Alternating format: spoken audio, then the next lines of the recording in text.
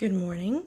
Um, so my name is Anna Hunter Nichols, and I was watching tiny house videos and going through this journey of wanting to like build my own or like just wanting to live in it, living in a tiny house.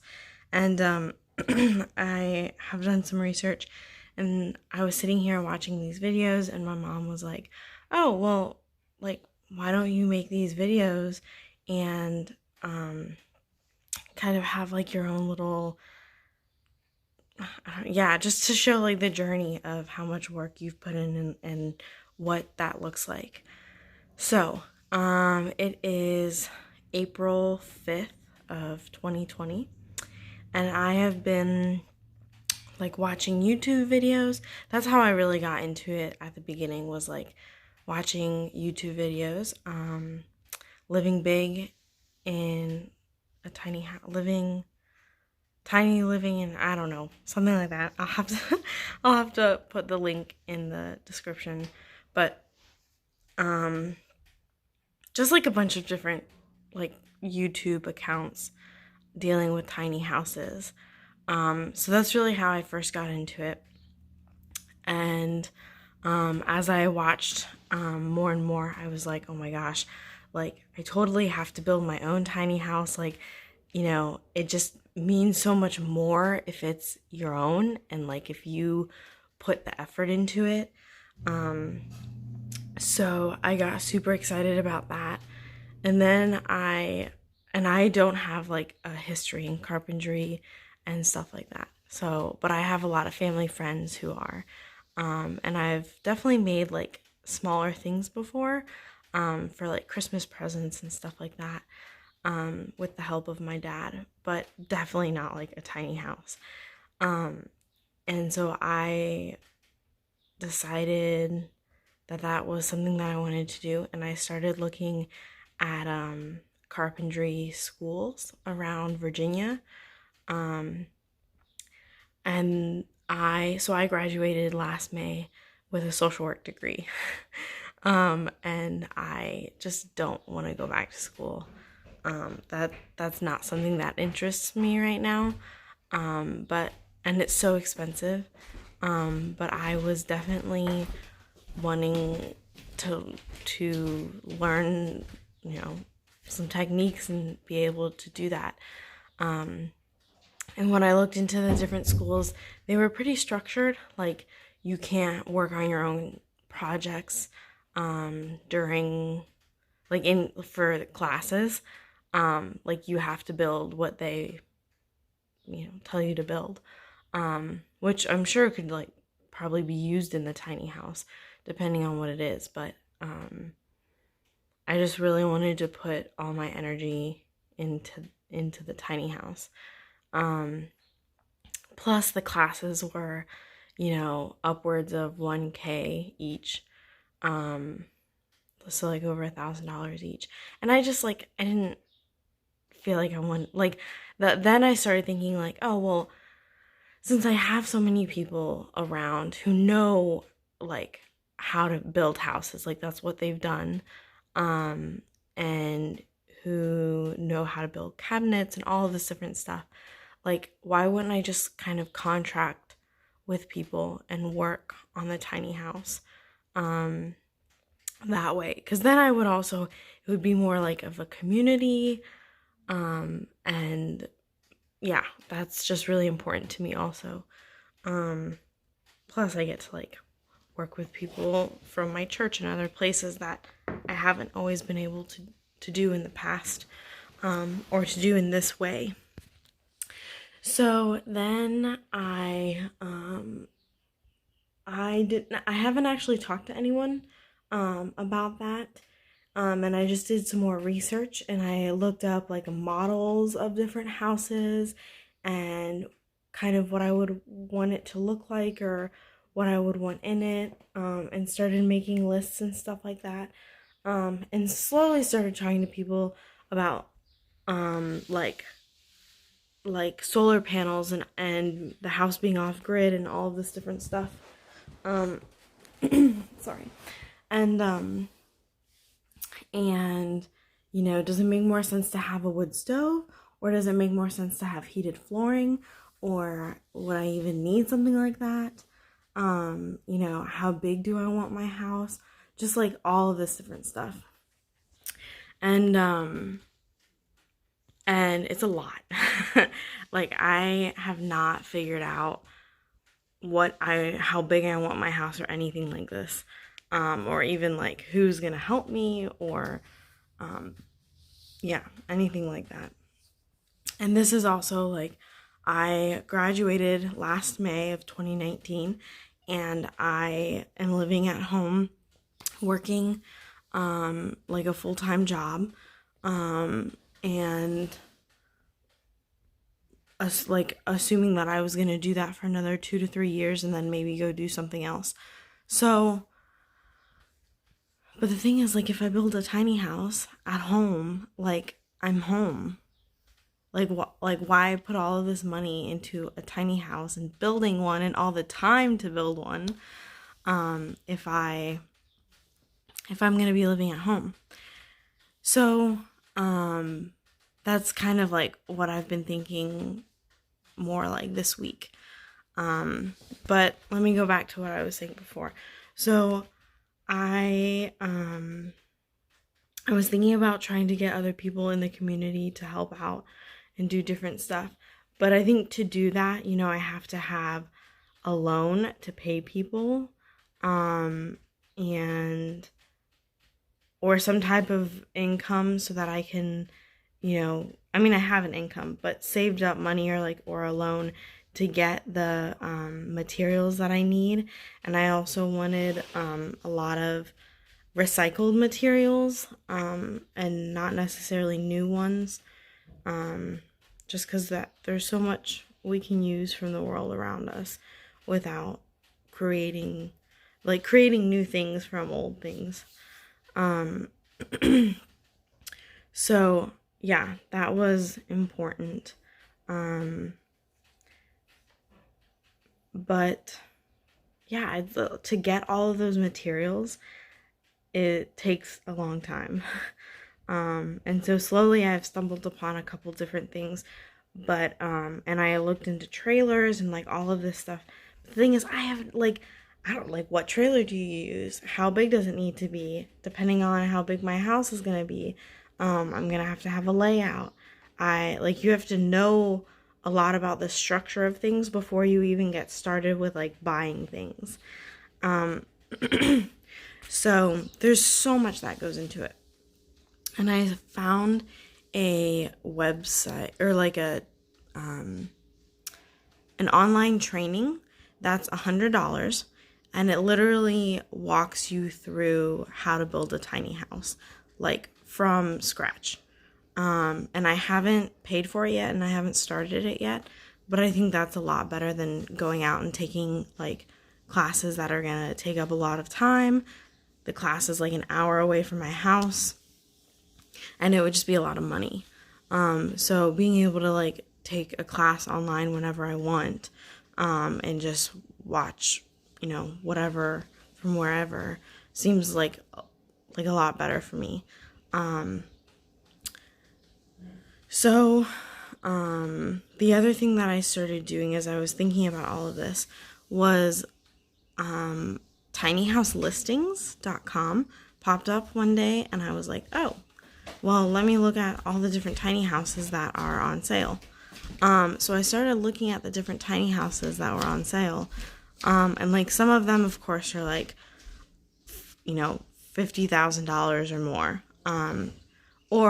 And those are really, really nice houses. And you're kind of ooh, but no, when I planned out a little bit of what my finances would look like, I was thinking more 30,000. And that's with a lot of my work put into it and family work and stuff, but also hiring some other people to help me. And then of course for the materials and everything. And I think if I really I just watched a YouTube video where a woman her house was a creative art project, so they only worked on it over the weekend, and like it just turned out really beautiful, and like having so many people be part of it was really cool. So I think I could do kind of something like that, and obviously like get my friends come out and like church folks and all of this different stuff. And I think that would just be like a really fun project. But there's so much that would have to be done to actually get to that point. And so, and now that I'm talking about it, I'm like, oh my gosh, that like is such a cool thing. Like that feels really plausible, like possible. But so lately I've been thinking, like that's also just so much work, and do I have the time? Do I have the money? What are the regulations around having a tiny house in Virginia? Like, especially specifically in my county. Just like all of this different stuff. And so I've started to look into the housing stuff, and what the regulations are around having a tiny house, or there's not really a lot of regulations around tiny houses per se. So it's more like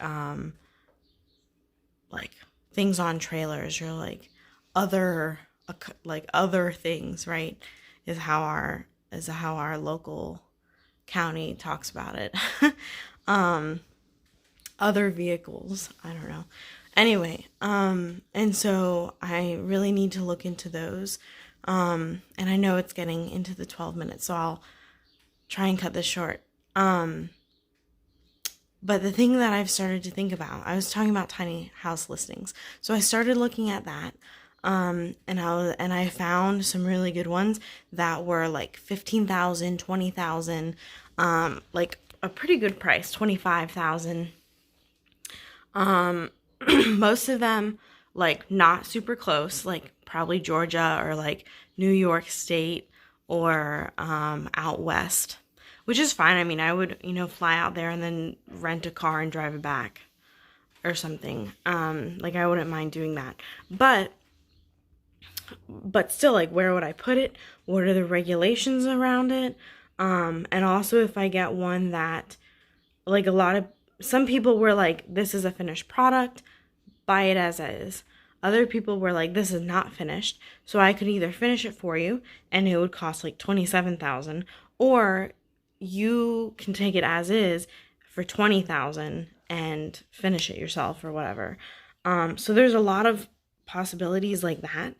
I've also seen ones that were pretty much finished but had like smaller, like maybe hookups for plumbing, or the sink, or like some little piece for the fireplace that could be updated, things like that. And that was like 20,000.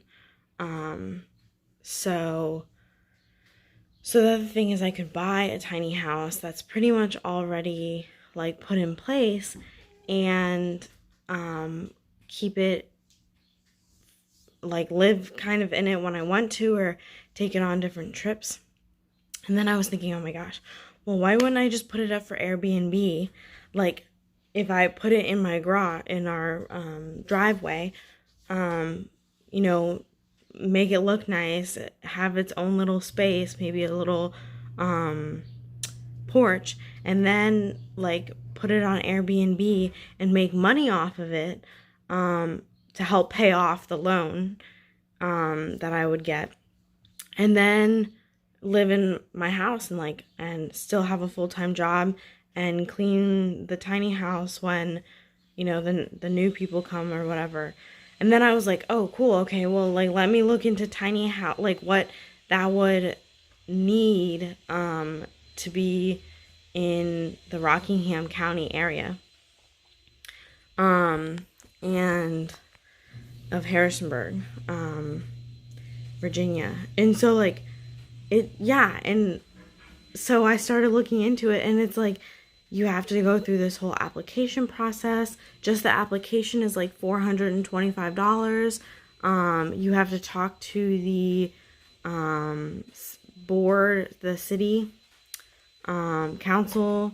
You have to write up a letter about what you're gonna use, like how many people are gonna be able to stay in it, what's it gonna be used for, where is it gonna be, what's the property, just like a lot of different stuff, which is like, I mean, yeah, it's gonna be some work, but I think they intentionally make it really hard, and I have no intentions of like spending $400 on an application when I don't even know like how easy it is to get it. Because I don't want, if it's really hard to get set up with Airbnb in this area, I don't want to do it. Like, it doesn't make sense to do it. And I do have a couple people who, like family friends who have an Airbnb, so I could definitely talk to them about how they did it. But it's like one of them is here in Harrisonburg, but it's just like a regular house on its own property. Another one is in Rockingham County, and it's like a little cottage on their property. But I'm sure Rockingham has different regulations around Airbnbs. So there's just like, do I put all the work into like building my own house right now when I don't know what it would be like to live in a tiny house, what types of things I would really need, or what do I just want but don't really need, how big is it, am I going to be traveling a lot in it, because that definitely changes the shape and the structure, and what you put inside your tiny house. There's all of these different questions that I still don't have answers to. And so to me, to spend, $20,000 on a home that might not be totally finished, but is like pretty much finished, as a first home, and to really get the feel of like what is it like to have a tiny house? What do I use? How many people can I fit in it? How many people are usually going to be over at my house? Do I want a porch? Do I not? Is it important to have a tub or just a shower? Like all of these different things. And so you have to figure all of those things out. And I think I'm leaning more towards buying a tiny house that's already up and running, or almost there, and doing my own little projects on it, and having that for a couple years, wherever I am, and trying to make it off grid. And then as time goes on, if I like have a partner or children, then, or a dog, I really want a dog, depending on what I have in the future, like my plans for a tiny house might change. And so, right now, with it only being me, maybe it's okay to have like a ladder or a shower or whatever. But if I have kids or like a dog or another person living with me, then I might need a bath so that my kids or my dog can bathe, or stairs so that they can get up and down the lofts, or it just depends.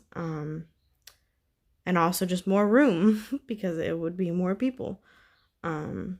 So yeah, that's kind of where I am right now, in my process of figuring out, what makes sense for myself right now, and also trying to think down the road a little bit, because you don't want to buy a house where you are right here without thinking like 5 years down the road, because that's important too. And that's also what I'm struggling with a lot, is like I want to be someplace because of a job, because I really like, or a community, like I really want to be there for a reason. And right now, that is here in Harrisonburg, and I have a house, I have shelter, I have, you know, there's not really a reason to get a tiny house if I'm not going to be doing something with it, or like living in it, unless I have like the Airbnb, right? Um, so yeah, that's where I am. Thanks for tuning in. And I will try and keep an update on my progress or my thinking and where I am in tiny house life.